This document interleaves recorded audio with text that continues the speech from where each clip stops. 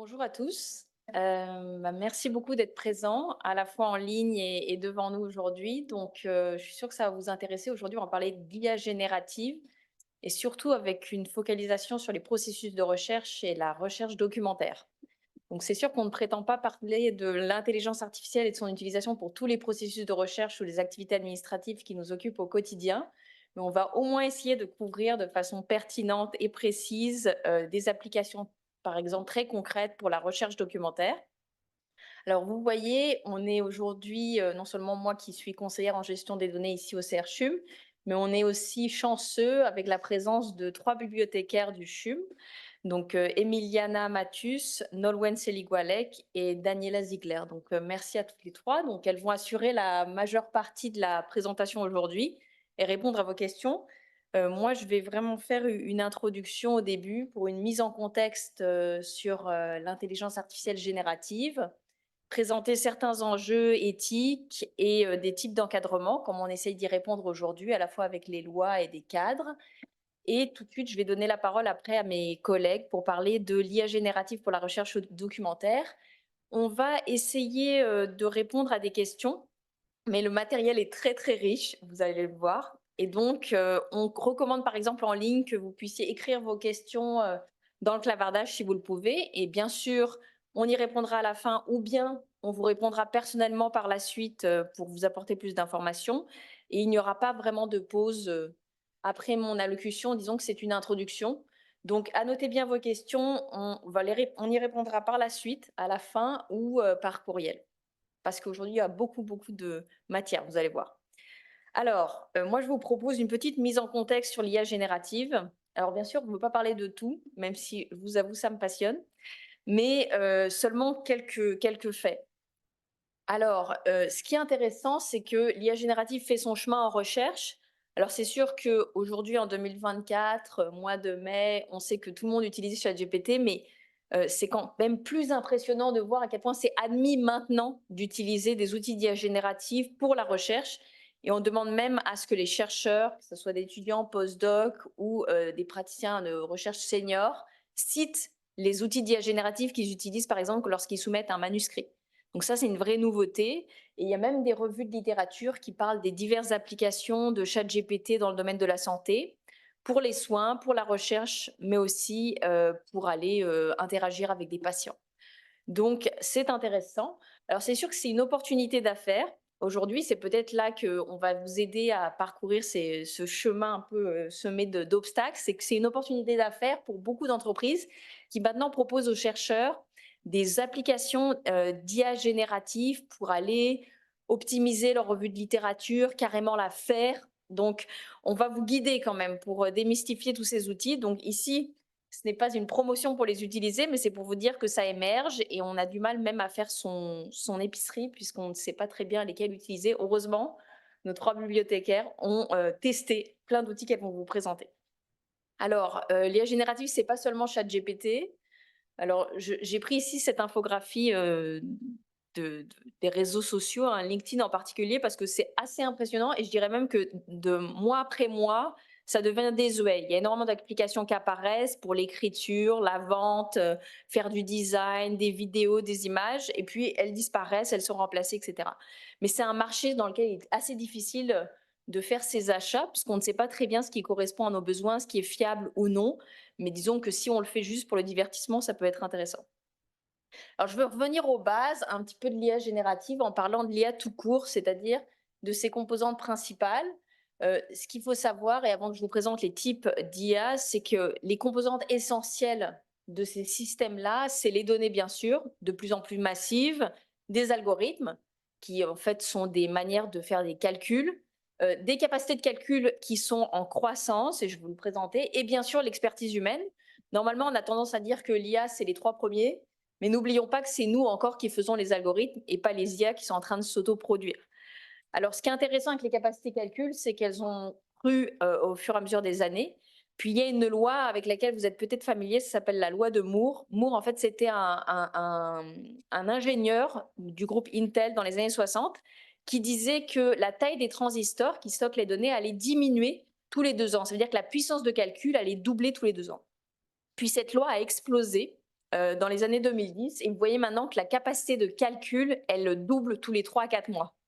Ce qui permet surtout d'entraîner des algorithmes d'IA générative avec des milliards de paramètres, comme ChatGPT 4.0, puisqu'on peut le faire non plus avec des salles et des salles de serveurs, mais parfois avec un entrepôt qui nous permet d'entraîner ces algorithmes qui sont même surpuissants. Donc c'est ça qui permet d'avoir des IA qui réalisent des tâches très complexes, aussi bien, voire bien mieux que nous aujourd'hui. Alors, lorsqu'on parle d'IA générative, on parle de quoi? En fait, c'est un encastrement dans des systèmes apprenants. Avant, on avait des systèmes plus experts classiques qui sont basés sur des règles édictées par les humains. Pensez aux règles si alors, donc on leur donne un ensemble de conditions et à partir de là, ils prennent des décisions. Ça ne veut pas dire qu'ils sont très simples, ça peut être des systèmes d'experts très complexes avec de nombreuses règles, par exemple pour le raisonnement médical, mais ça reste quand même édicté par des humains. Ce qui a changé, c'est ce qu'on appelle les modèles d'apprentissage automatique. Donc, ils n'ont pas de règles entièrement édictées par des humains, mais ils ont des paramètres. Et ces paramètres vont s'ajuster en fonction des données qu'on leur donne pour s'entraîner. Pour devenir plus concret, dans ces modèles d'apprentissage automatique, il y a des modèles d'apprentissage profond. En fait, c'est des couches de neurones artificiels auxquelles on donne des hyperparamètres au début, mais dont l'ensemble de ces couches contiennent en fait des réseaux neuronaux. C'est un peu une imitation de la biologie, mais ça demeure quand même artificiel. Et ces paramètres vont s'entraîner, vont s'ajuster en fonction des données. C'est ces modèles d'apprentissage profond qui sont utilisés pour faire de la reconnaissance d'images aujourd'hui. Pour les neurones profonds, il y a plusieurs couches. Une couche qui va par exemple analyser la texture, une autre les couleurs, une autre la pixelisation. Et c'est ça qui nous permet, par exemple, à un neurone de lui apprendre à différencier un chat d'un chien, etc. Donc, c'est très, très rapide pour enseigner l'apprentissage profond, mais c'est parce que vous n'êtes pas venu ici pour apprendre cela.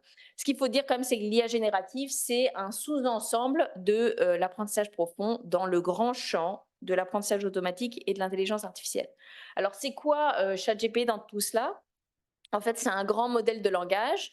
En anglais, on dit Large Language Models et il se structure justement dans l'IA générative. Ce qu'il faut savoir quand même, c'est que ces modèles, ils sont pas neufs, hein. Ils étaient développés déjà, les modèles de langage, depuis une décennie, mais ça nous est un peu venu, enfin, à nous, au grand public, très récemment, autour de surtout 2022 avec ChatGPT 3.5. Puis c'est là qu'on a un peu pris connaissance, ou du moins qu'on a utilisé facilement ces modèles d'IA générative. Et vous voyez maintenant, tout le monde peut les employer à partir d'un seul clic sur Internet ou en s'inscrivant sur une plateforme. Euh, je voulais passer rapidement, mais parce que je trouve ça intéressant, c'est comment on entraîne ChatGPT. Puis ça permet d'exercer son esprit critique, en fait, d'une certaine façon. Alors, il y a plusieurs manières d'entraîner un algorithme d'apprentissage automatique. On parle d'apprentissage supervisé. C'est quand l'humain est là pour dire, par exemple, voilà, je te donne une photo de chien, ça c'est un chien, on étiquette les données. Il y a l'apprentissage non supervisé où on fournit énormément de données à un réseau neuronal, par exemple, pour que lui-même il apprenne à distinguer un chat d'un chien. Puis l'apprentissage par renforcement, c'est à chaque fois que l'algorithme il a un bon coup, il reconnaît un vrai chien, il ne se trompe pas, on lui donne des points. Ça, c'est pour résumer les types d'apprentissage. Ce qui est intéressant avec l'IA générative, c'est qu'ils ont mêlé les apprentissages. Ils ont à la fois mis l'algorithme dans la nature, entre guillemets, en lui permettant d'apprendre sur plein de données. Puis on le voit aujourd'hui avec les enjeux de propriété intellectuelle, hein. Vous voyez les algorithmes qui s'entraînent sur des images, des œuvres d'art, etc. Mais en même temps, ils ont supervisé l'apprentissage, puisque une fois que l'algorithme a appris sur plein de jeux de données sur le web, ils ont demandé à des humains d'évaluer les réponses, c'est-à-dire en posant une nouvelle question à un algorithme, est-ce que ça avait de l'allure ou pas? Puis par la suite, ils ont développé des algorithmes qui venaient donner des bons points aux autres algorithmes. C'est comme si les IA s'entraînaient entre elles. Donc pensez à une première requête, si on demandait à l'algorithme pourquoi le ciel est bleu, il allait chercher sur Internet d'une certaine façon, mais après c'était plus du tout un moteur de recherche là, c'est qu'il produisait des réponses, parfois celles-ci étaient mauvaises, et là on lui donnait un mauvais point, parfois elles étaient bonnes, et là justement soit un humain, soit un autre algorithme lui disait bah, ça c'est la bonne réponse. C'est comme ça qu'ils se sont améliorés, et c'est surtout comme ça qu'ils s'entraînent couramment. Ils utilisent aussi les requêtes qu'on leur donne pour apprendre sans cesse. Ça a un impact direct sur les données que vous allez leur fournir, surtout dans un centre hospitalier. On dit toujours, bah, est-ce qu'on peut utiliser ChatGPT pour telle ou telle donnée? Sachez que toutes les informations que vous lui fournissez, en particulier les informations personnelles ou sensibles ou qui sont protégées par un secret professionnel ou par une expertise, vous renoncez d'une certaine façon à votre propriété intellectuelle sur le contenu. Donc, vos articles de recherche qui sont en cours d'élaboration, ne les mettez pas dans ChatGPT. Si vous êtes clinicien, pas de données patients, pas d'informations personnelles, etc. Donc, je pense que c'est important de venir démystifier un peu la construction de ces algorithmes pour savoir qu'est-ce qu'on peut faire avec.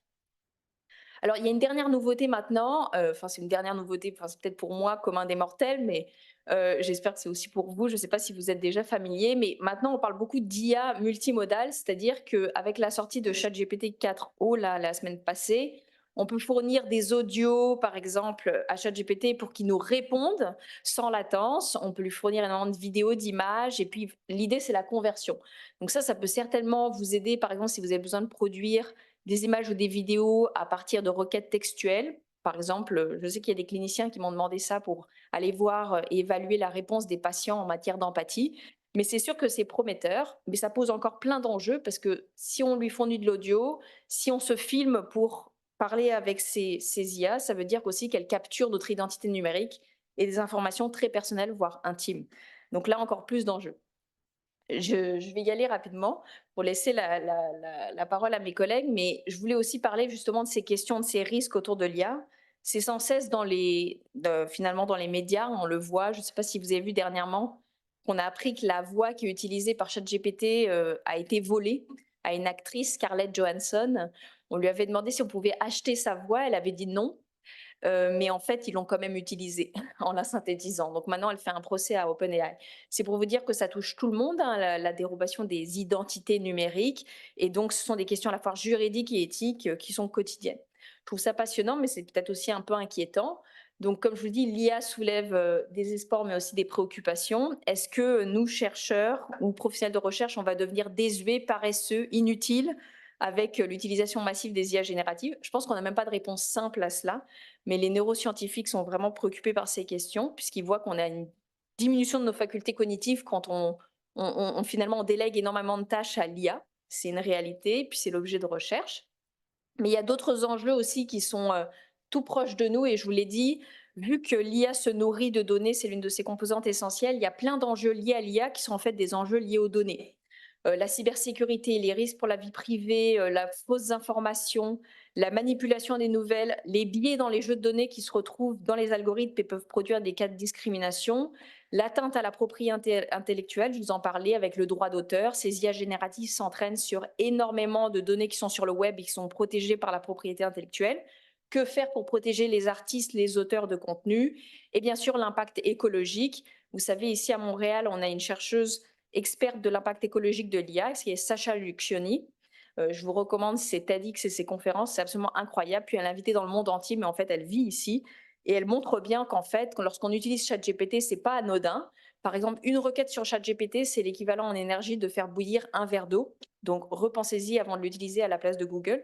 C'est 30 fois plus d'utilisation qu'en énergie qu'un logiciel normal.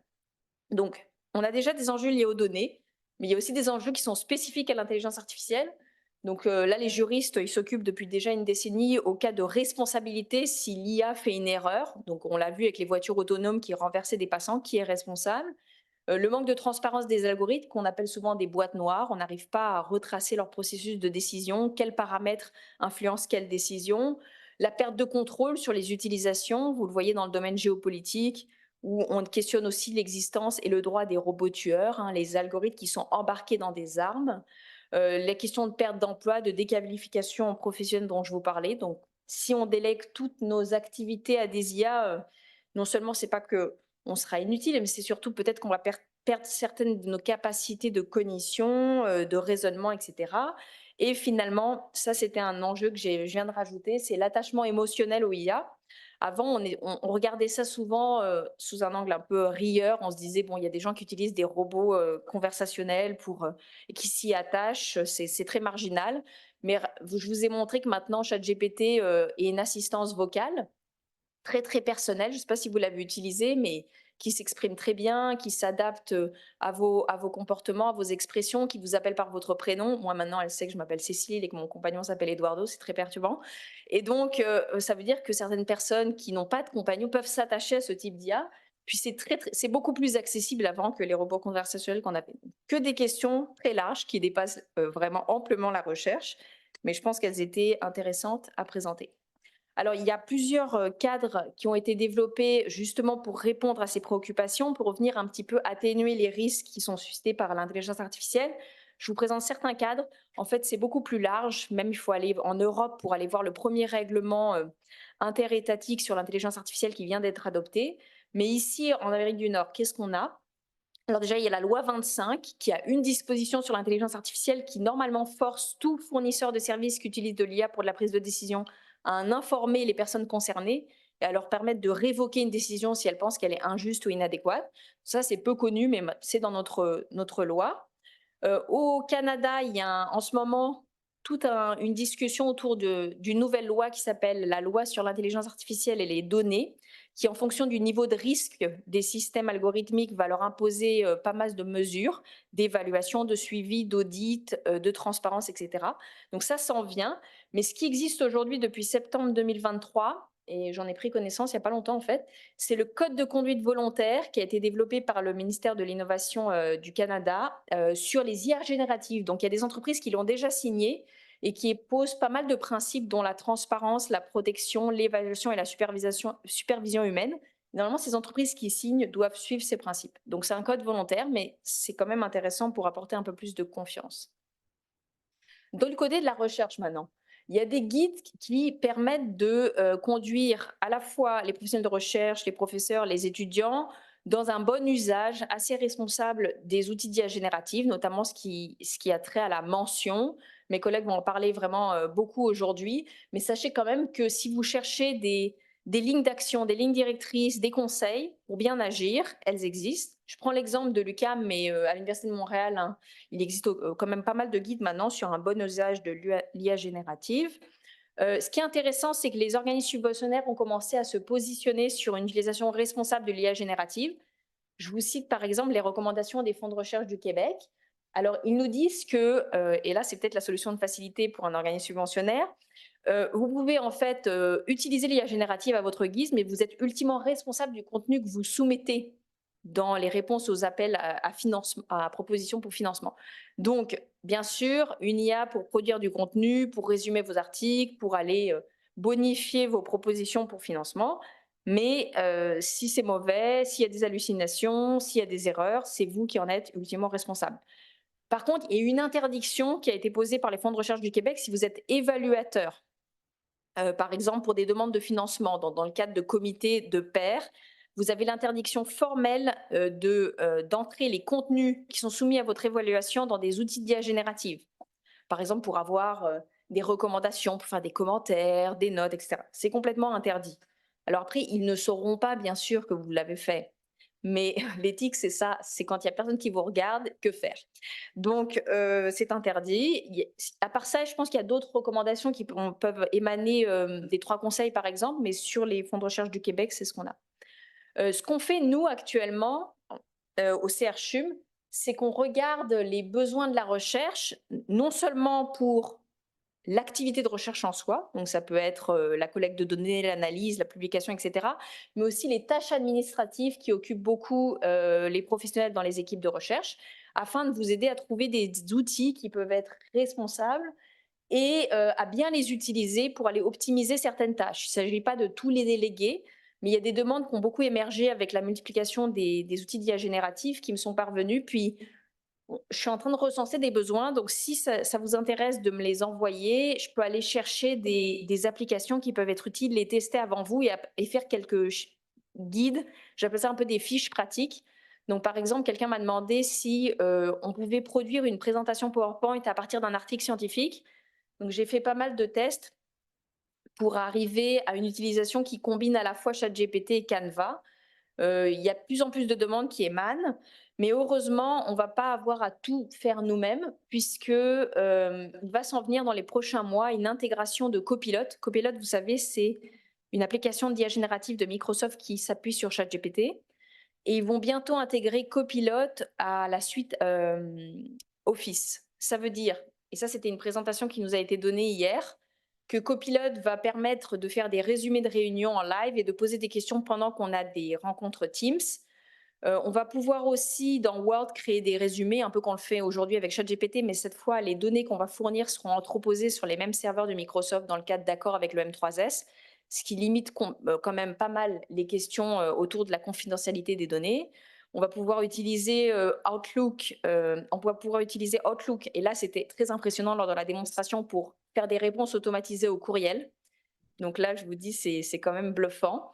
Quelque chose qui était intéressant aussi, c'est de pouvoir soumettre des documents dans PowerPoint pour obtenir une ossature de présentation PowerPoint et après de demander à l'IA de produire des slides complémentaires. C'était pas mal. L'Excel, moi déjà, je suis nulle sur Excel, donc je ne vous dirai pas comment on peut faire, mais il peut faire des premiers calculs, mais apparemment, c'est celui qui est le moins fiable. Donc voilà, ça c'est la promesse de l'avenir proche pour nous, pour nous aider. Et en fait, ma conclusion, ce serait, avant ma citation finale, qu'il faut qu'on trouve quand même chez nous les tâches qui peuvent être vraiment déléguées à l'IA avec responsabilité et celles qui doivent nous revenir. Ce que dit la recherche, et là il y a une publication formidable, si vous avez du temps à perdre, de la Harvard Business School, elle nous dit qu'en fait, la frontière entre ce que l'humain peut faire et ce que l'IA peut faire, ou ce que l'humain doit garder, ce que l'IA ferait mieux que nous, c'est une frontière déchiquetée. C'est-à-dire qu'elle va sans cesse changer et elle dépend vraiment de notre vision. Il y a des choses que l'IA fait bien mieux que nous et d'autres qu'elle fait très mal. Et ça, on doit le découvrir par l'interaction. Donc, en fait, c'est dans un esprit de collaboration avec l'intelligence artificielle qu'on peut vraiment augmenter nos compétences sans nous déqualifier professionnellement et complètement. Et souvenez-vous, comme disait Albert Einstein, les ordinateurs sont incroyablement rapides, précis, stupides. Les hommes sont incroyablement lents, inexacts et intelligents. L'ensemble des deux constitue une force incalculable. Voilà pour la citation avant de passer la parole à mes collègues pour parler de l'IA pour l'exploration documentaire. Merci.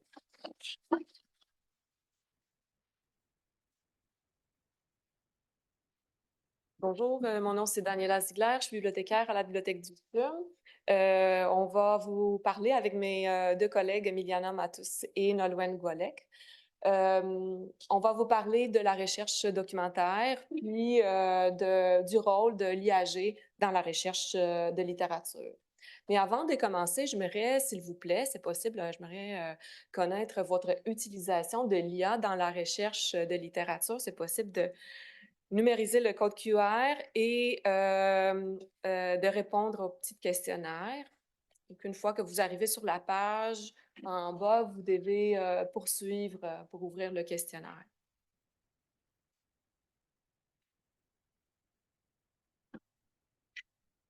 C'est bon?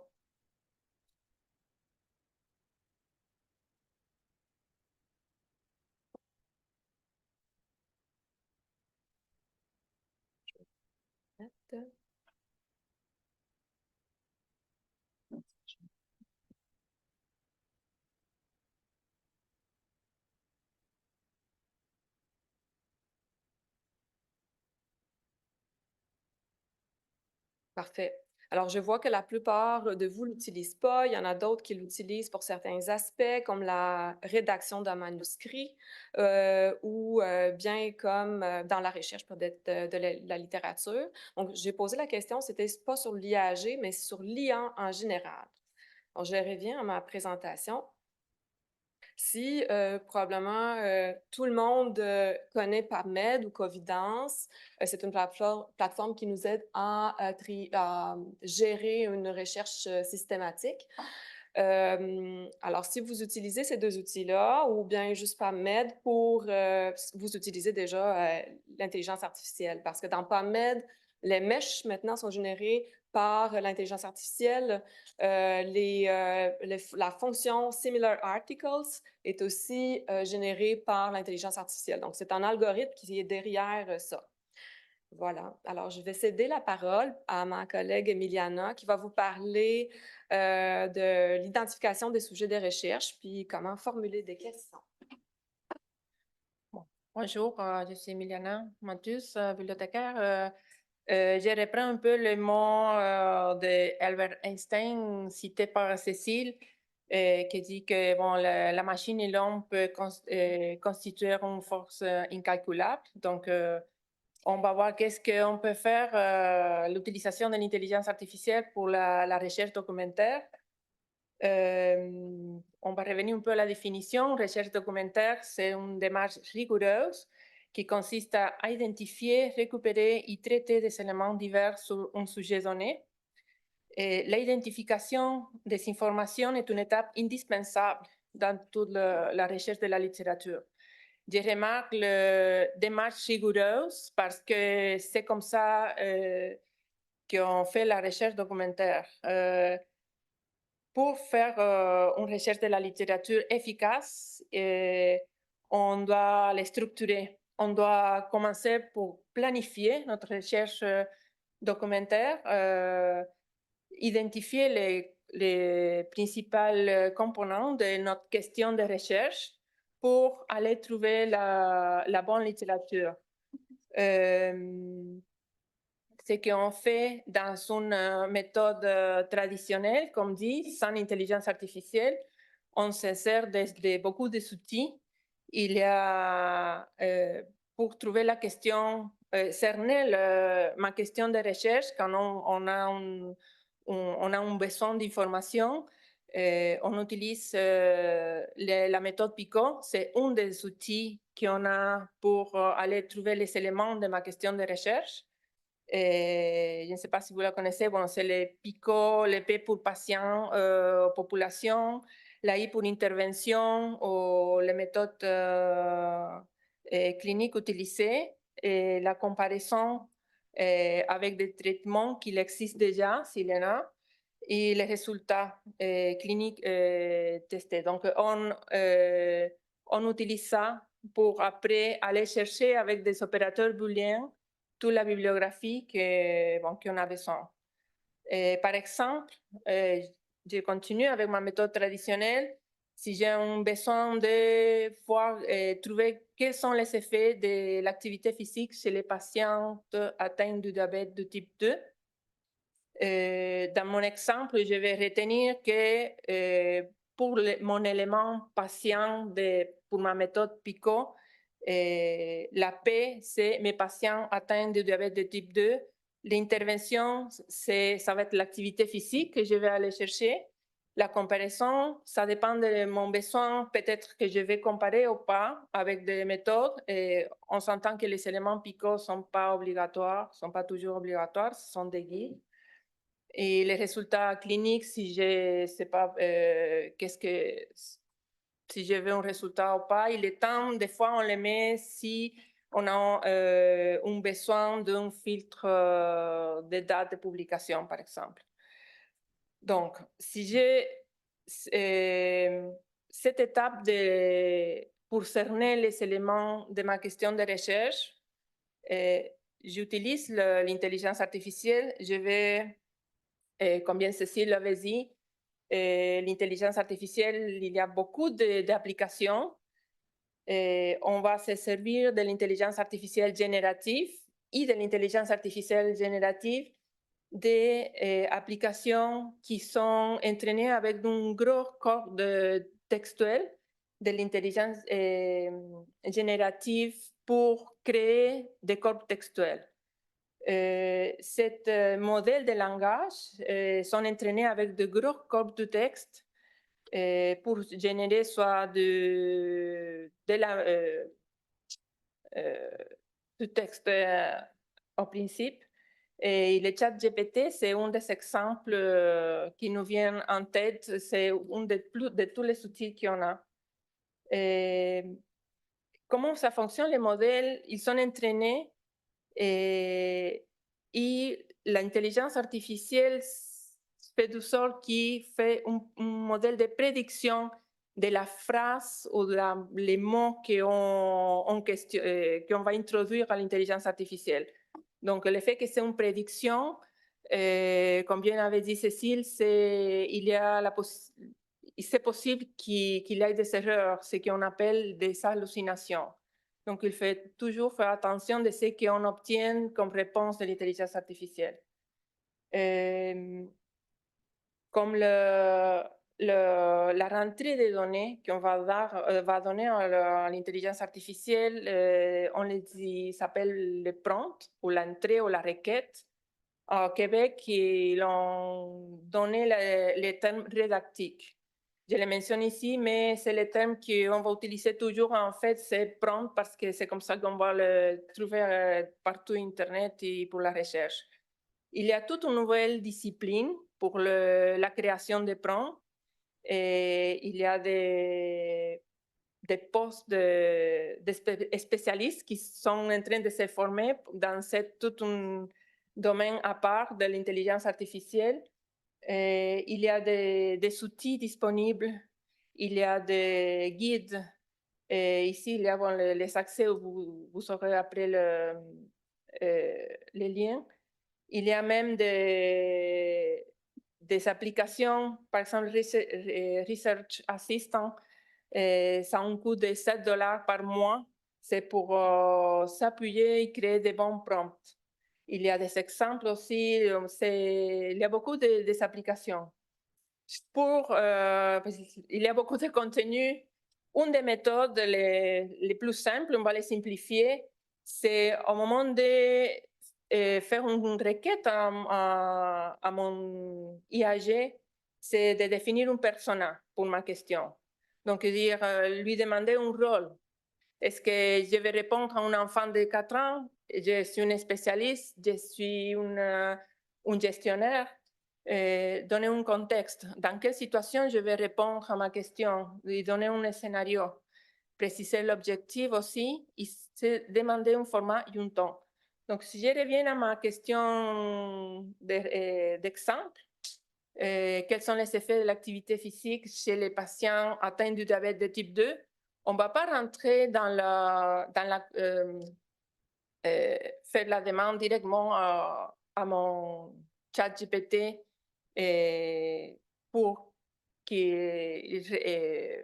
pour avoir les éléments picots. À la place, on va dire définir la persona. Dans ces cas, je vais dire, par exemple, vous êtes une spécialiste en endocrinologie, donc il s'attend que mes réponses, il y a déjà un niveau élevé de connaissances.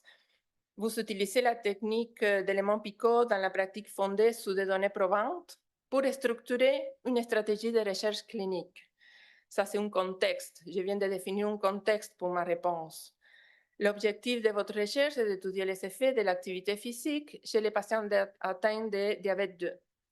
Et je demande le format et le ton. Je vais une liste, ça c'est un format, et après, je demande une question de recherche. On s'entend, ça c'est un exemple. On peut le modifier, changer selon nos besoins, et on l'avait fait pour trouver les éléments picots. Mais une fois qu'on a ChatGPT va nous donner les composants picots et la question de recherche. Il faut évaluer et analyser si la réponse est correcte. Et après, on va utiliser ça pour faire les équations booléennes pour créer notre stratégie de recherche finale. Mais je ne vais pas faire parce qu'il y a beaucoup de matériel à donner encore. Donc, il y a aussi pour améliorer encore les prompts, on peut fournir des exemples. Par exemple, dire ça c'est ma question de recherche et ça c'est les éléments picots. Donc, faire la même chose avec cette question. On peut demander les sources aussi ou décomposer la question comme une question complexe en plusieurs questions plus simples. Donc, bon, je m'arrête ici. Pour la réponse au chat GPT et des autres outils, c'est ma collègue Nolwenn qui va continuer avec la présentation.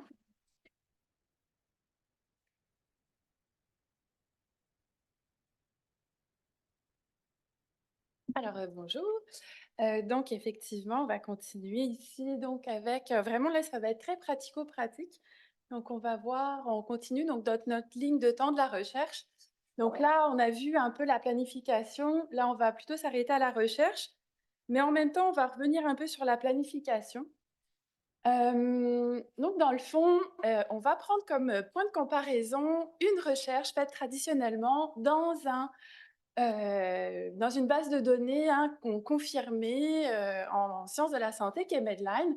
Donc, on a repris le même exemple qu'on a pris avant, donc avec notre question donc, sur quels sont les effets de l'activité physique chez les patients atteints de diabète de type 2. Donc là, bon, je ne vous ferai pas un cours sur comment on va chercher ces concepts, etc. Donc là, on a développé nos concepts, on a développé toute notre stratégie de recherche. Puis j'attire votre attention sur le fait que dans ces outils-là, on peut vraiment aller chercher dans des useful journals, donc des journaux les plus utilisés, mais également on peut aussi lui demander d'aller juste nous chercher des revues systématiques et des méta-analyses. Donc voilà, on arrive à 30 résultats. On va aujourd'hui s'attarder, alors pas, on a quand même beaucoup d'outils moteurs de recherche, outils de recherche documentaires. Il y en a 3, vous allez voir, sont vraiment très similaires, ils ont un même modèle d'affaires aussi. Ça va être SciSpace, Elicit et Perplexity. Je vais commencer avec ChatGPT pour revenir sur la partie planification de la recherche, puis je vais finir avec Scopus AI. Donc, dans le fond, là, pour revenir sur ce que Emiliana décrivait au niveau des prompts, là, j'ai posé la question à ChatGPT de but en blanc, sans poser de contexte, sans faire de prompt. Et on voit que, bon, il me donne une réponse à très, très, très haut niveau, mais c'est pas du tout, on n'est pas du tout dans un niveau de recherche académique ici. Dans le fond, là, ensuite, j'ai un petit peu développé un peu plus en plaçant un contexte, en disant que je suis une bibliothécaire en milieu médical, ma question de recherche, et je lui ai dit, fais-moi le PICO. Excellent, il me fait un PICO, mais là, il va plus loin même que ce que je demande, puisque moi, dans le fond, j'ai 2 concepts dans ma question, l'activité physique finalement, puis les patients atteints de type 2. On voit qu'il va me sortir quand même une comparaison. Il sait très bien ce que c'est qu'un PICO. On l'a déjà un petit peu entraîné aussi avant. Il faut dire que ce n'est pas notre première question qu'on lui pose. Donc, il est déjà un petit peu habitué. Puis, je pense qu'on n'est pas les seuls à lui poser ces questions-là non plus. Donc, on voit qu'il va nous sortir une comparaison, il va nous sortir des outcomes, puis une durée.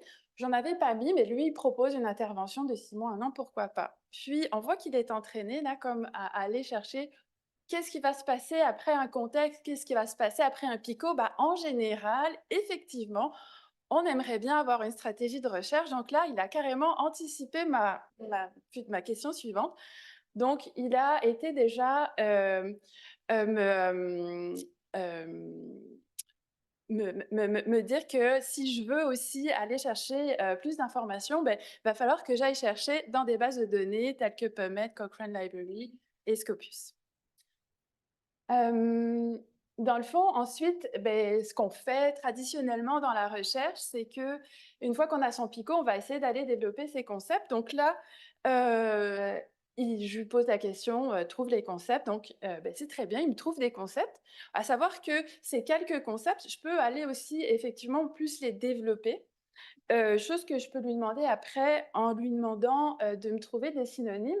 Donc là, il commence un petit peu à nous connaître parce qu'il me fournit 2 réponses pour le développement des synonymes. Donc, je trouvais ça intéressant. En fait, ici, déjà, il a anticipé, c'est ça ici, le fait qu'ensuite, je vais lui demander de faire une stratégie. Donc, il l'a déjà fait ici avec les opérateurs booléens. Donc vraiment intéressant pour nous aider à se structurer au début de la planification dans nos stratégies de recherche. Par contre, ce qu'il faut bien comprendre, c'est que c'est pas reproductible. Donc là, je lui pose ces questions-là à un moment X. Je peux lui reposer 3 semaines plus tard. Ben, peut-être qu'il va aller me trouver. Donc là, c'est sûr qu'on est resté avec des concepts assez larges. Donc peut-être qu'il va retrouver les mêmes, mais peut-être qu'il va m'ajouter d'autres concepts, peut-être qu'il va me faire un PICO un peu différent. Donc c'est pas tout à fait reproductible. Tandis que dans Medline, en fait, c'est totalement reproductible. La stratégie que j'ai faite, elle va être reproductible puisqu'on a un URL, on va pouvoir revenir dedans en tout temps. Qu'est-ce que je lui demandais ici? Oui, donc là, c'est ça. C'est que là, je trouvais qu'il avait été me développer trop de concepts, donc je lui demandais de resserrer sur les 2 concepts. Il avait comme dépassé mes attentes. Donc voilà, simplement, je lui demande de resserrer et il me sort tout de suite la stratégie qui correspond à ma recherche. Ce que j'aimais aussi, c'est que il me spécifie que cette structure, donc la stratégie, là, ça permet d'aller retrouver des études qui examinent donc ma question de recherche. Puis, bah, je lui ai dit: «Bah, tant qu'à être là, est-ce que tu peux carrément aller me chercher, ces articles-là, que j'ai plus rien à faire dans mes dans PubMed?» puisque dans le fond, PubMed, on peut y accéder, sans abonnement, sans rien, c'est totalement gratuit. Voilà, il m'a dit que non, que c'était quand même à moi d'aller faire ce travail-là, donc il y a quand même une petite limite. Heu, donc bah, maintenant, on va passer à SciSpace. Oups! Est-ce que j'avais une, oh, il manque une oh oui, non, c'est bon. Alors, bah, dans le fond, SciSpace, ça se définit comme un moteur de recherche dans lequel vous allez pouvoir un peu poser votre question de recherche, voilà, sans alors aller développer une stratégie et cetera. Vous posez votre question de recherche, puis, il va, selon le fait que vous ayez une formule gratuite ou une formule payante, aller, vous résumer, plusieurs articles scientifiques. Donc là déjà, au fait, sur cette première page qui est très épurée, très belle, on attire votre attention sur en bas, on voit des logos, on n'y prête pas forcément tout de suite attention, donc quand même de grandes universités ou de grandes institutions reconnues, mais c'est écrit «Loved by». Donc qu'est-ce que ça veut dire «Loved by»? C'est pas super précis, bon. Ça ne veut pas vraiment dire que c'est reconnu par ces institutions-là, c'est aimé par, des chercheurs de ces institutions. Hem, donc on peut lui poser la question, en français, mais il va la traduire, tout de suite en anglais. On a fait les tests, il va reconnaître, dans le fond, c'est le même corpus de texte qui va ressortir, selon qu'on pose la question en français ou en anglais, mais de toute façon, il va traduire notre question en anglais. Hem Donc, on entre notre question. Ce qui est intéressant aussi de voir, c'est qu'on voit qu'on peut poser notre question. On voit qu'on peut poser des questions directement dans le PDF. Ça, je vais y revenir un petit peu plus loin. On peut extraire des données, on peut paraphraser. Hem, donc une fois qu'on a posé notre question, donc il va résumer, donc les premiers articles qu'il va trouver. Alors et comment ça se passe pour, trouver ces articles-là? Là, ça reste, un peu l'algorithme boîte noire dont parlait Cécile tout à l'heure, on ne sait pas trop. Comme on ne sait pas trop sur quel corpus de texte il se base exactement. Donc on va avoir un résumé des 4 premiers, là oui, en l'occurrence des 4 premiers articles sur lesquels il va s'appuyer. On voit qu'on peut mettre des filtres, on voit qu'on peut faire des recherches, par mots-clés. Un des filtres qui nous avait intéressés, c'est, je pense que je l'ai à la diapo suivante. Dans le fond, OK, bon, je ne vois pas. En tout cas, c'est comme un filtre pour, les top tier, journaux. Mais quand on a fait, cette recherche-là avec le top tier journaux, ça donnait pas vraiment de différence avec la recherche, de base. On voit qu'on peut faire une recherche par journaux. Donc en fait, on lui a demandé de nous faire une recherche dans le journal, de Lancet Diabetes and Endocrinology. Le problème, c'est qu'il n'a pas trouvé d'article de ce grand journal, qui est quand même un des plus gros journaux sur, le diabète. Donc on peut, penser que c'est un peu de la fausse représentation parce que ça, c'est un journal qui va souvent avoir du contenu qui est payant. Donc on comprend que, le corpus sur lequel va aller s'appuyer ces moteurs de recherche, d'IA générative, et c'est souvent la plupart du temps des articles qui vont être en libre accès. Donc tout ce qui est du contenu payant qu'on retrouve sur des bases des bases de données, payantes, ils vont pas forcément être retrouvés, à travers ces moteurs de recherche. Donc là, pour, justement faire la comparaison entre, SciSpace puis, dans le fond, Medline, on voit que, alors oui, comme je disais, dans SciSpace, oui, on a le fameux filtre Top Tier Papers. Alors oui, dans Medline, on va pouvoir lui demander de, filtrer sur, un certain type de journaux. Dans SciSpace, on va pouvoir faire un filtre, Alors, le filtre SRMA, c'est pour recherche, c'est Systematic Review et Meta-Analyse. Ça nous dit oui par mot-clé. Medline, oui, évidemment. Sauf que quand on regarde en fait la provenance des journaux, des 10 premiers articles de SciSpace, on voit que des journaux qui peuvent être peut-être un petit peu moins dans le contenu et moins, comment dire ça de façon politiquement correcte, moins vérifiés, et peut-être aussi des journaux prédateurs vont se retrouver dans la liste. Tandis que dans Medline, on est vraiment sûr d'aller. Je ne dis pas que dans Medline, il ne va pas y avoir ces journaux-là non plus, mais on peut mettre un filtre pour s'éviter ces journaux. Dans Medline, c'est très transparent puisqu'on va vraiment avoir la liste des journaux sur lesquels tous les corpus d'articles vont se retrouver. Que dans SciSpace, on ne sait pas. Donc, c'est vraiment notre mise en garde, en fait, par rapport. Alors, je le dis ici pour SciSpace, mais ça va s'appliquer aussi pour Illicit et Perplexity qu'on va voir après. Puis, un autre point, c'est qu'on a vu qu'on pouvait aller télécharger aussi des PDF à l'intérieur de ces outils-là. Il va trouver des PDF, vous allez pouvoir les retenir, vous allez pouvoir aller les interroger, mais vous allez aussi, vous, pouvoir télécharger vos PDF dans ces outils-là. Sauf que, bien caché à quelque part sur le site, ça vous dit que vous êtes vraiment responsable aussi de vérifier que les PDF que vous allez insérer sur ces moteurs de recherche-là, vous avez le droit de le faire. Donc, faire très attention parce que là, du coup, vous pourriez briser un petit peu le droit d'auteur par rapport aux articles que vous allez téléverser sur ces moteurs de recherche-là. Ici, alors c'est un peu la même mise en garde dans le fond que les FRQ. Là, c'est une mise en garde des éditeurs scientifiques qui, justement, de la même façon qu'au FRQ, la mettent en garde les évaluateurs de dire qu'il y a de l'information confidentielle dans les manuscrits qui vont être déposés. Et qu'on leur recommande de ne pas utiliser ou d'utiliser des outils d'intelligence artificielle qui vont être sécuritaires, de ne pas justement télécharger ces manuscrits dans n'importe quel outil.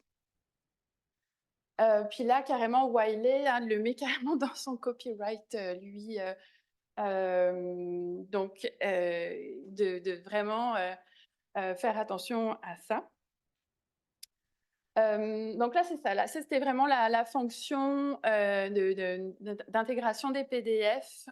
Donc, c'était vraiment pour vous montrer un petit peu comment c'était possible de le faire sur la page. Vous allez pouvoir aussi importer vos références ici, entre autres, dans Zotero.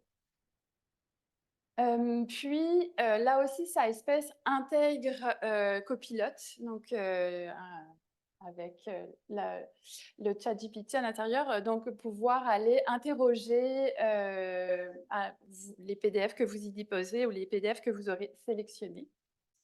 Vous allez voir que, modèle d'affaires, là, vous avez évidemment la version gratuite où vous pouvez faire pas grand-chose.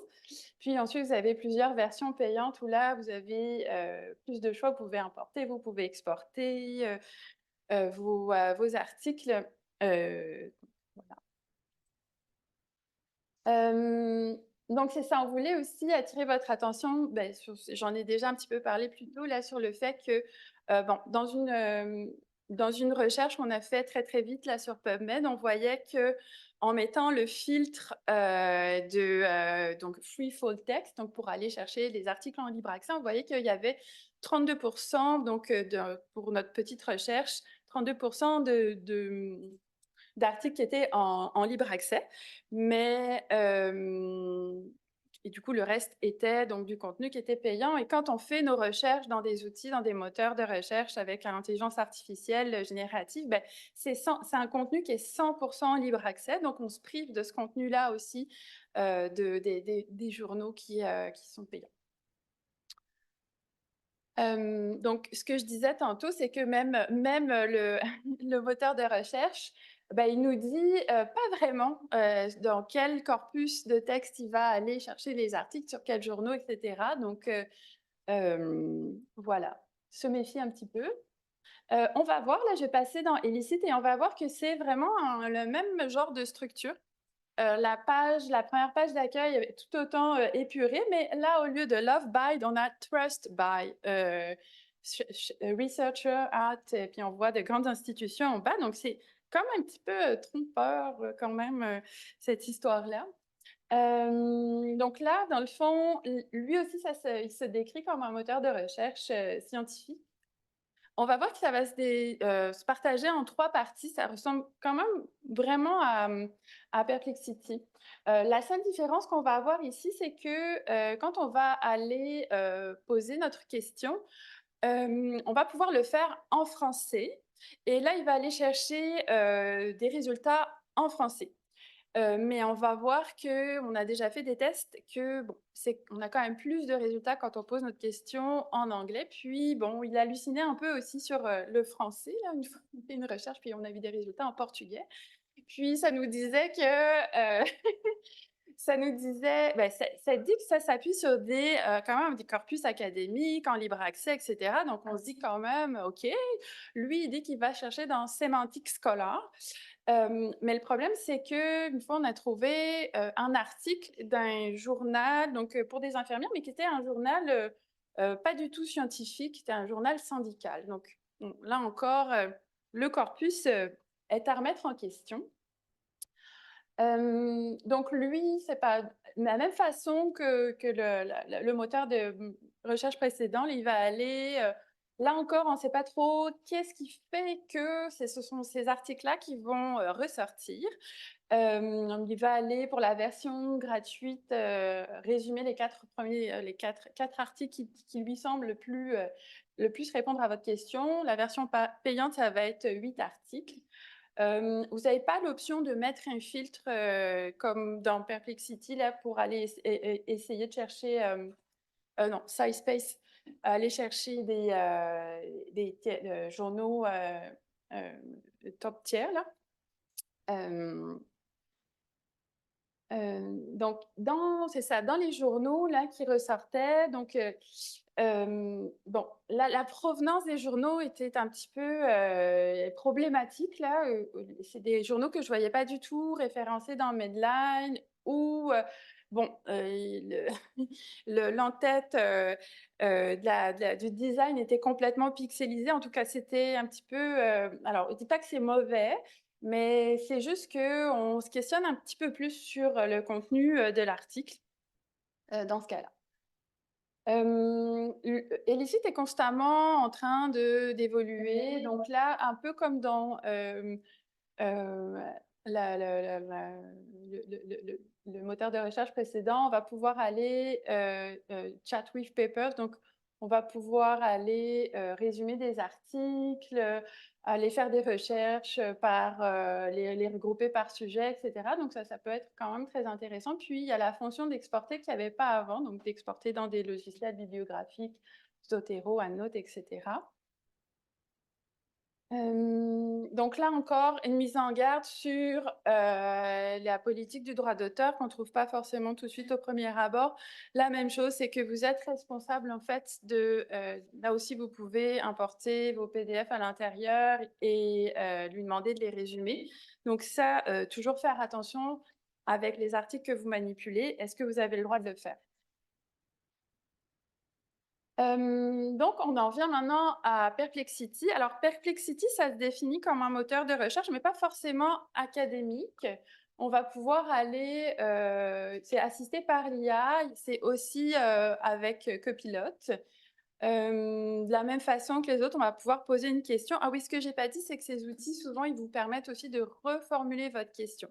Ce qui peut être quand même super intéressant quand vous êtes au début de votre recherche et que là, vous savez pas trop comment formuler la question, est-ce que c'est vers ça que vous vous en allez, etc. Donc, ça, quand même, ça peut vraiment vous permettre de vous positionner un petit peu. Donc là encore, vous allez pouvoir créer du contenu textuel. Alors, il référence ces réponses. Donc, quand je dis le choix des types de sources, c'est ça que vous allez pouvoir aller chercher du contenu académique. Là, vous allez pouvoir créer, partager des collections, une capacité multilingue, ça marche quand même mieux en anglais. Et Copilote, je vous l'ai déjà dit. Donc là encore, c'est une interface qui est très proprette quand on arrive dessus. Là, vraiment, tout est fait pour que vous puissiez poser votre petite question de recherche. Puis vous voyez, vous pouvez contenir. Alors quand il dit « Oh », l'idée qu'il cherche partout sur Internet, académique, là, on ne sait pas trop, mais il fait des recherches d'articles académiques. Et là encore, vous avez l'option Writing, donc d'aller générer du texte. Puis, ce qui est intéressant ici, c'est qu'il peut faire aussi des recherches vidéo sur YouTube, puis sur Reddit. Lui aussi, dans la version payante, ce qui est intéressant, c'est qu'il peut générer des images.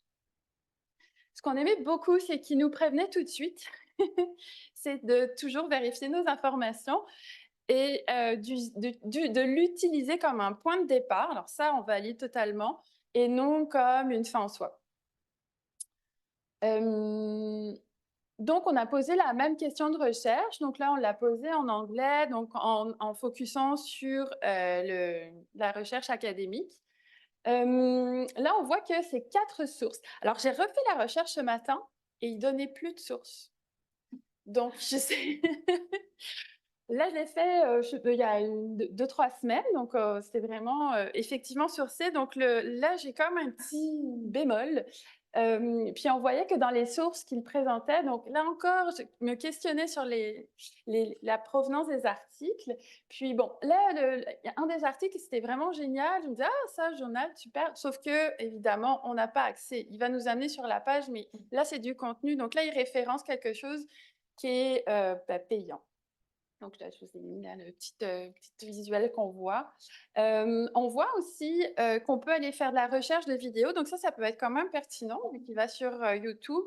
Bon, les vidéos qui sortaient étaient quand même, je les trouvais un peu datées, mais c'était de grandes universités. Donc bon, pourquoi pas. Là encore, même modèle d'affaires, une version gratuite, une version payante. Donc ça commence à faire un petit peu cher si on s'abonne à tous ces moteurs de recherche. Donc c'est ça. L'avantage, effectivement, c'est la facilité d'utilisation. On voit qu'on a juste à rentrer notre question, ça peut reformuler notre question dans certains cas. Comme je vous l'ai déjà mentionné, on trouve que c'est un bon point de départ pour faire de la recherche de littérature. Puis dans le cas de ChatGPT, de vraiment de définir vos synonymes, vos concepts, etc. Les désavantages, c'est qu'il y a un manque de transparence, on ne sait pas trop d'où proviennent les sources. C'est quoi vraiment la couverture? Puis il y a vraiment un enjeu de droit d'auteur qui n'est pas forcément bien expliqué parce qu'on se dit, ah ouais, chouette, je vais pouvoir aller télécharger mes PDF, il va me faire des résumés, excellent. Oui, mais je n'ai pas vraiment le droit de le faire dans certains cas, donc faire attention. Évidemment, c'est limité, les modèles d'affaires gratuits et payants. On va être limité dans le nombre de recherches qu'on va pouvoir faire, puis dans le... souvent, les versions gratuites ne permettent pas d'exporter les références qu'on trouve. Comme je disais, c'est limité au contenu disponible donc en libre accès. Puis, il y a toujours un risque d'hallucination qui est présent. Parce que, comme on l'expliquait au départ, l'IA générative va toujours faire une prédiction. Donc, il ne dira jamais « je ne sais pas ». Il va toujours vous orienter vers une réponse, même si ce n'est pas vrai. Donc, ce qu'on voulait vraiment appuyer, c'est que la facilité d'utilisation ne doit pas se faire au détriment de la qualité et de la transparence. Je vous présente un dernier outil qui est un petit peu différent puisque c'est Scopus qui a développé une intelligence artificielle pour sa base de données. Donc, Scopus, c'est un produit de Elsevier, qui est un grand éditeur reconnu. Donc, ses promesses, c'est de trouver des articles, de synthétiser des résultats et de créer des cartes conceptuelles. Là, ce qui est intéressant, c'est que ça va se baser sur le corpus donc, de la base de données. Donc, un corpus est quand même qui est transparent puisqu'on va connaître la liste des journaux sur lesquels elle va s'appuyer. L'IA va aller chercher, va aller s'appuyer. Cependant, Elsevier décrit, il nous met en garde que ça n'empêche pas l'IA d'halluciner. Mais cependant, c'est ça, c'est que les articles sont quand même fiables. Donc, et ça se présente comme ceci. Ce qu'on aimait beaucoup, c'est le fait de pouvoir faire une carte conceptuelle, ce qu'on ne voyait pas forcément dans les autres outils. Puis là, je vais passer la parole à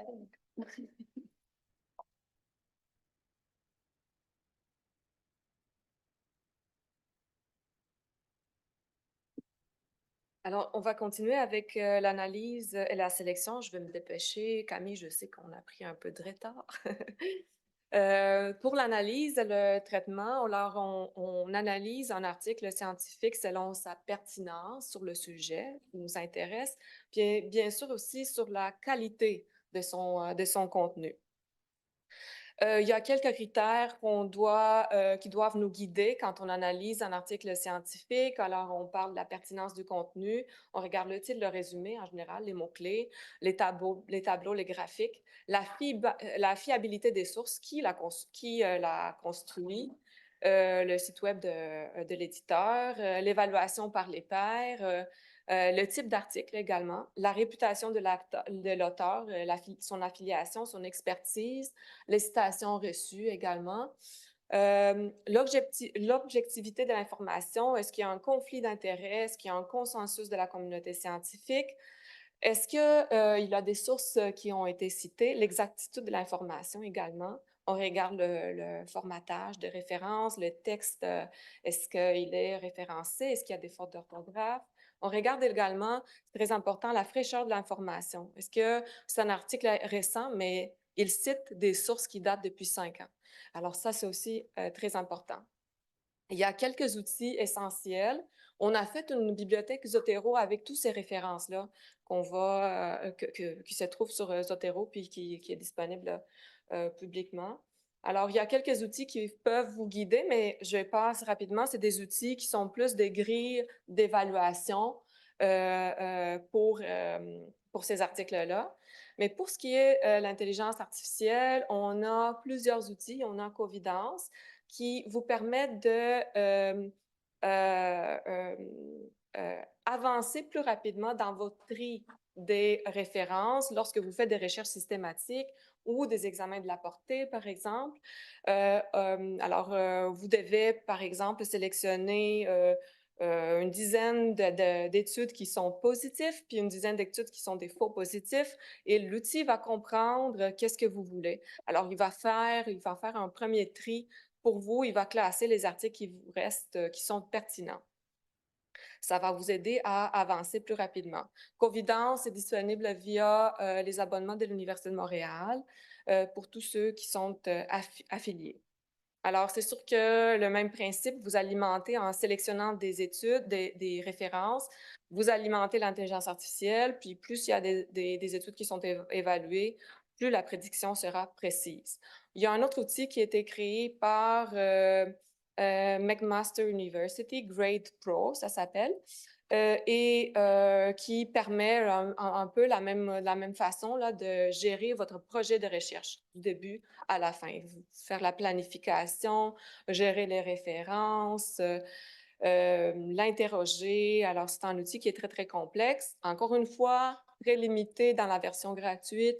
Il faut payer pour avoir un accès complet. Pour la conservation d'informations, on a bien sûr deux outils, un qui est payant, EndNote. Si vous êtes affilié à l'UDM, vous avez accès, puis Zotero. Il y a de plus en plus des extensions qui sont basées sur l'intelligence artificielle, qui peuvent intégrer dans ces outils-là. Alors, si vous voulez qu'on en parle, veuillez nous rappeler, s'il vous plaît. Puis maintenant, pour l'évaluation, alors l'évaluation du processus de recherche, vous êtes déjà inondé par des formations qui ont comme titre Write a Systematic Review in an Hour with ChatGPT. Alors, toutes ces belles promesses-là. Alors, je pense que rester vigilant, puis on peut pas, on sait très bien, on a vu, on peut pas faire une recherche systématique en 1 heure, c'est impossible. On a comparé un peu la recherche traditionnelle avec la recherche IAG, puis on a fait une grille avec quelques critères qui sont proposés par différents guides. La reproductivité, donc on a vu, on peut pas, il répond pas à ces critères-là. Au niveau de l'honnêteté, rigueur et responsabilité, encore une fois, je pense qu'il y a encore du travail à faire. On nous promet donc qu'on a des corpus très complets dans les journaux, mais finalement, c'est des promesses qui ne sont pas accomplies. La facilité d'utilisation, c'est le grand gagnant, je vous dirais ici, parce que c'est très simple, c'est conversationnel, on pose des questions, on nous répond. Alors, c'est intéressant. L'équité, alors on a vu que ces articles-là, ces plateformes-là coûtent cher, alors sont pas tout à fait accessibles par tout le monde. La qualité et la fraîcheur de l'information, alors on ne sait pas, puisqu'on n'a pas accès au contenu, on ne sait pas quand est-ce que ces outils-là sont mis à jour. Est-ce qu'un article qui a été publié hier dans PubMed, est-ce qu'il va être indexé tout de suite dans la plateforme SciSpace ou Elicit? On ne le sait pas. Alors, ça non plus, encore une fois. L'accessibilité, bien, c'est sûr que on a pour les deux types de recherche, on a des plateformes qui sont gratuites, mais on a aussi des plateformes qui sont payantes. Donc, l'accessibilité n'est pas uniforme. Maintenant, on arrive à la publication d'un article. On a fait toute la recherche, puis vous avez terminé d'écrire le manuscrit. Vous êtes prêt pour publier l'article. Alors, je suis allée dans ChatGPT, puis je lui ai demandé, je suis un chercheur, puis je veux publier cet article liste-moi 9 journaux dans lesquels je pourrais publier. Puis, donne-moi un lien vers la page de soumission pour chaque source. Alors, il y a tous les 9 sources qui ont été données, tous les 9 journaux. C'est des journaux qui existent, ça n'a pas été inventé. Par contre, les pages vers les instructions, là, vers la page de soumission pour 4 de ces exemples ne fonctionnaient pas. C'était intéressant, j'ai répété la question à 5 minutes d'intervalle, puis la liste était différente. Alors, ça dépend, je ne sais pas, en fonction de quoi. Ça, c'est un outil, si vous avez EndNote dans votre Word installé, alors il y a un petit bouton qui s'appelle Manuscript Matcher qui utilise l'intelligence artificielle. Alors, ce qu'il va faire, c'est un algorithme qui va regarder le texte qui a été référencé et au moment où vous appuyez sur ce bouton-là, on vous demande d'entrer le titre de votre article et le résumé. Il va faire une analyse de vos références et de ces informations-là et il va vous proposer une liste des journaux dans lesquels vous pouvez publier. Alors, je trouvais quand même intéressant. On a un petit peu plus d'informations. On a le facteur d'impact de la revue, les quartiles également. Alors, ça peut vous donner plus d'informations et les liens fonctionner dans tous les 9 exemples. Un autre outil que j'utilisais, mais qui fait partie de la recherche traditionnelle, c'est PublishHopper. C'est une plateforme et qui indexe tout ce qui est sur Google Scholar. Alors, on peut faire un tri par publication, puis on peut voir en fonction de nos mots-clés, les journaux dans lesquels ont été publiés le plus. J'ai fait un petit résumé à la fin. Alors, tous les 3 outils ont présenté des journaux en accès ouvert. La qualité est variable parce que la liste a changé pour le ChatGPT. Manuscript Matcher, c'était très bonne qualité. Publish or Perish, plus, il y avait toutes les suggestions. Puis la qualité était variable. La pertinence, oui, en fonction du sujet de recherche, tous les 9 journaux qui ont été proposés par ChatGPT étaient des bons journaux. Oui, le Manuscript Matcher aussi, l'algorithme prend en considération les sources citées. Puis, c'était très large aussi pour Publish or Perish. Le nombre de propositions, là, ben, ChatGPT, il écoute vraiment, il se limite au nombre souhaité. Manuscript Matcher, ben, c'est variable en fonction d'eux. Puis, Publish or Perish, il y a une intervention manuelle pour avoir le nombre exact de journaux. Maintenant, parce que l'intelligence artificielle générative est un terrain très fertile pour les journaux et éditeurs prédateurs, on sait que ces journaux-là, ils profitent du modèle de la publication à libre accès pour exiger des frais de publication sans les services attendus. Ils ont une pratique d'évaluation par les pairs qui est douteuse ou inexistante. Je vous ai mis quelques outils qui pourront vous aider à identifier ces outils-là parce que vous allez voir, ça va être de plus en plus difficile à distinguer le vrai du faux. Ce qui est parmi les stratégies qui font partie de ces journaux ou éditeurs prédateurs, c'est le repositionnement de marque, le rebranding. Alors, ils vont acheter des petits éditeurs à la fois prédateurs et émergents. Ils vont faire un repositionnement de marque, même rétrospective. L'éditeur Omix, qui avait beaucoup de revues en 2012, est devenu en 2019 Langdon. Il y avait un seul rédacteur en chef, Richard L. Slaughter. Le problème était que ce dernier était décédé en 2016. Alors, il n'était pas au courant. Après ça, il y avait aussi, il y a une autre stratégie, le détournement, le hijacking. C'est ce qu'ils font, dans le fond, ces éditeurs-là, ils vont faire une copie à l'identique, ils vont traduire les textes, ils vont les rétraduire après. Et maintenant, avec les fonctionnalités, comme on a vu dans SciSpace, là, qui vous aident ceux qui veulent faire ça, à contextualiser, puis à paraphraser. Alors, ça va être vraiment un terrain très fertile pour ces types d'éditeurs. Maintenant, comment aller citer? La transparence est mise de l'avant. Dans le guide de l'Université de Montréal sur l'intelligence artificielle générative, on nous recommande de citer lorsqu'on utilise, puis c'est permis d'utiliser l'IAG. Il y a des outils, mais il faut faire attention. Il y a des outils qui promettent d'identifier l'intelligence artificielle générative. Alors ici, on a fait un petit test. On a mis ici, cette fois-ci, un test qui a été créé par l'intelligence artificielle et il a vraiment identifié. Mais ici, c'était un texte que j'ai mis c'était un résumé.